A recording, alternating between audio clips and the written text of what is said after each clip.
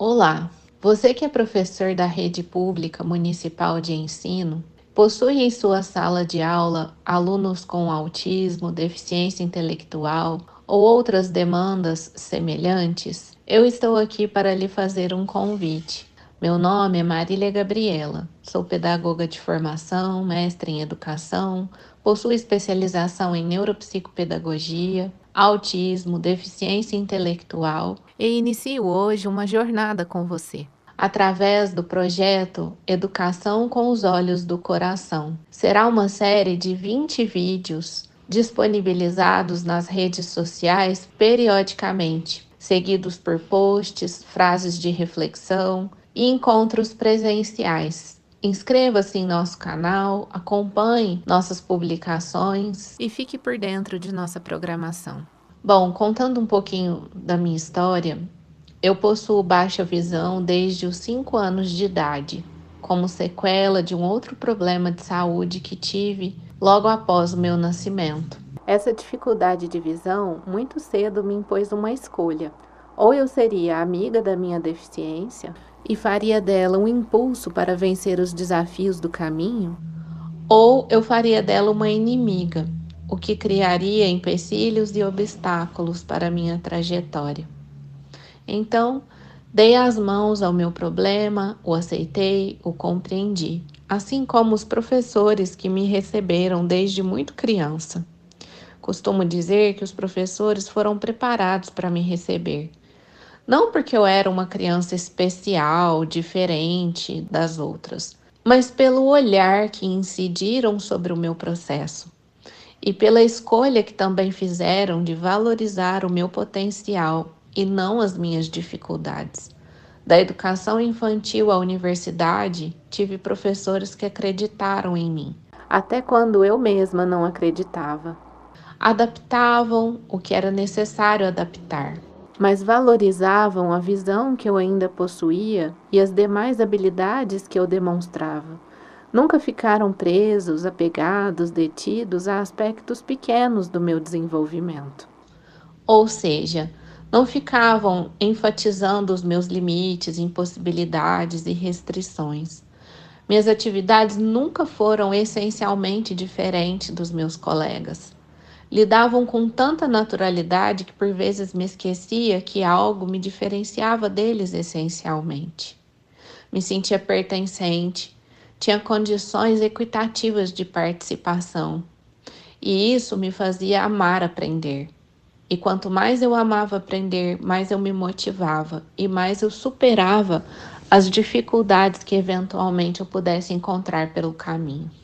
O resultado disso foi uma trajetória de sucesso, com aprendizados, com superações, com ressignificações de possíveis limites e frustrações. E o meu corpo, o meu cérebro, né? As outras inteligências que eu possuía, para além da capacidade visual, compensaram todas essas eventuais faltas que a visão me apresentava. Diante disso, queria propor uma reflexão. Existem obstáculos grandes o suficientes para nos testar na nossa vida, testar a nossa fé, a nossa determinação, a nossa persistência. Mas eles nunca são grandes o suficientes para nos render os nossos sonhos, a nossa boa vontade, a nossa força de vontade, a nossa crença no humano.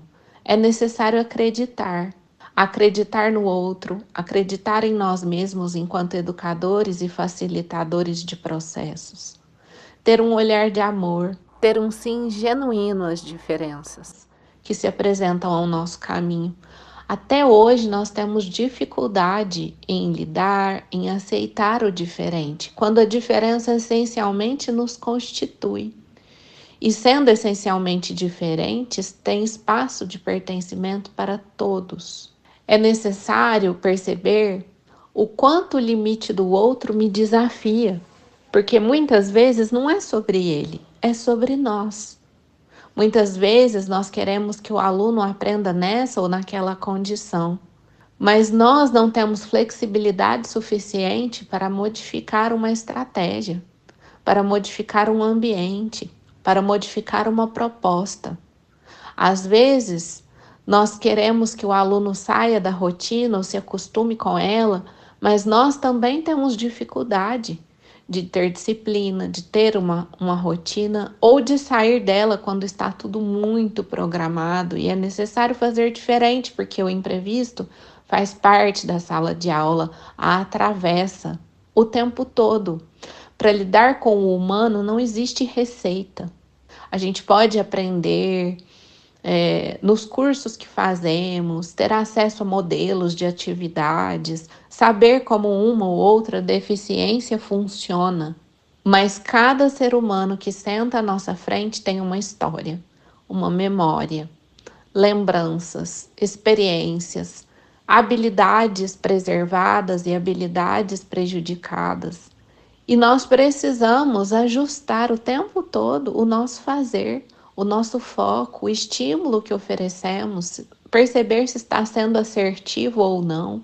Então não existe receita de bolo para lidar com o ser humano. Nós precisamos prestar atenção, perceber o que esse humano me traz de possibilidade, de necessidade. E o que eu posso fazer para contribuir efetivamente com a sua aprendizagem e com seu desenvolvimento? Nós precisamos ser pontes sobre os abismos da descrença.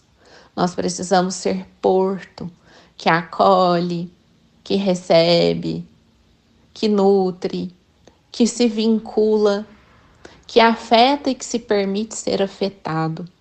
E nós precisamos construir em conjunto.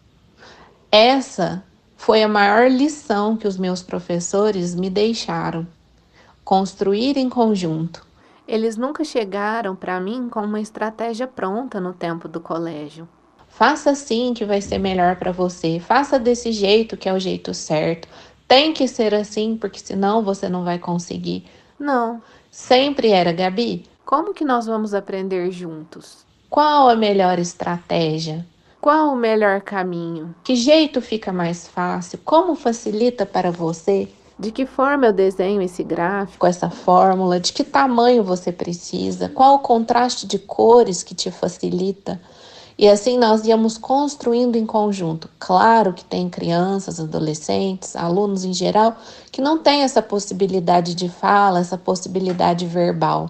Mas muitas vezes eles vão apresentar um conforto, um desconforto. Muitas vezes, pelo olhar, eles vão contar o que se passa e o que acontece. Com um sorriso, eles vão mostrar se aquilo está fazendo sentido ou não.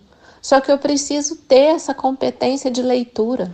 Não é a leitura do texto gráfico, é a leitura do corpo do outro, né? Do olhar, da postura, do nível de satisfação ou insatisfação.